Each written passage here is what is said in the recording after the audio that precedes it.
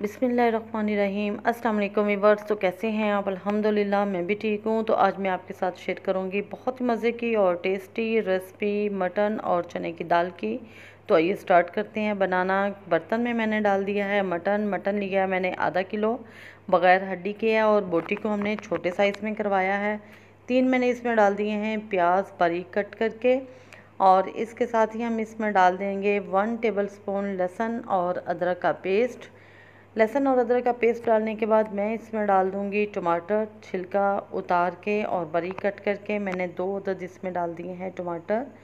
और 1 चम्मच मैंने टीस्पून डाल दिया इसमें सुरख मिर्च का, तकरीबन 1 टीस्पून इसमें डाल दिया है नमक का, हाफ़ टी स्पून हल्दी का मैंने इसमें डाल दिया है, 1 टीस्पून मैंने इसमें ज़ीरा पाउडर डाल दिया है, और इसमें 5 से 6 चम्मच मैंने टेबल स्पून जो हैं वो ऑयल के डाल दिए हैं। और इसको हम करेंगे अच्छी तरह से मिक्स करेंगे।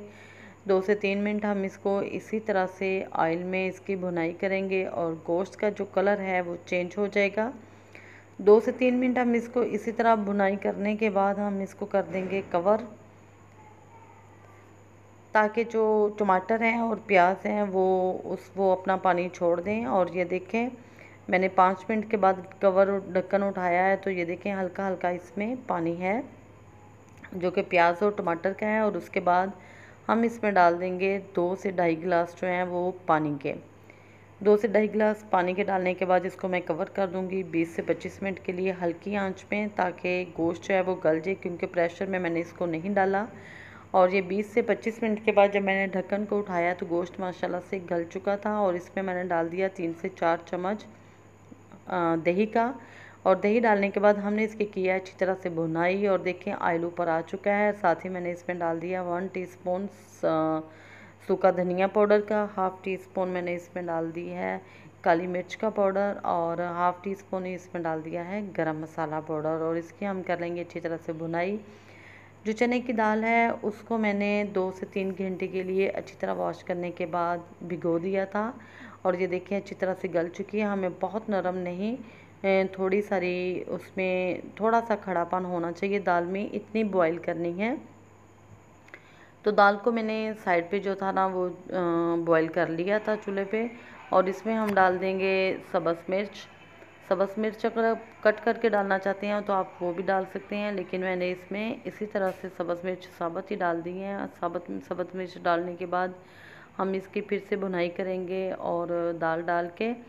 तो भुनाई के बाद अच्छी तरह करने के बाद जब ऑयल ऊपर आ जाएगा तो मैंने इसमें डाल दिया हाफ़ कप जो है वो पानी का डाल दिया है, और इसको लगा दिया हमने दम पे। और ये देखिए माशाल्लाह से दाल और गोश्त मटन की रेसिपी हमारी कितनी अच्छी इसकी लुक है, और जितनी अच्छी लुक है खाने में उससे भी ज़्यादा अच्छी है। और इसके ऊपर हमने डाल दिया है सब्ज़ धनिया और अदरक।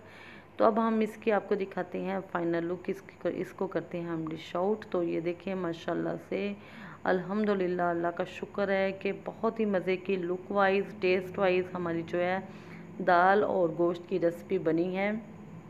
आपको भी अगर मेरे ये तरीका पसंद आए, मेरी रेसिपी पसंद आए, तो आप भी इसको ज़रूर फॉलो कीजिएगा। और यकीन करें सब घर वालों से दाद वसूल करेंगे, इतनी मज़े की ये रेसिपी बनी है। तो इस तरह से बहुत आसानी से बन भी जाती है, कोई ज़्यादा टाइम भी नहीं मुझे लगा इसको बनाने में। और माशाल्लाह से ये सबको ही बहुत पसंद आई है। जूलियन साइज़ में हमने इस पर अदरक कट करके डाल दिया है, साथ में एक फ्रेश सब्ज़ मिर्च। अगर आपको मेरी वीडियो पसंद है तो मेरे चैनल को लाइक शेयर सब्सक्राइब करना मत भूलिएगा। दुआओं में याद रखिएगा। अल्लाह हाफिज़।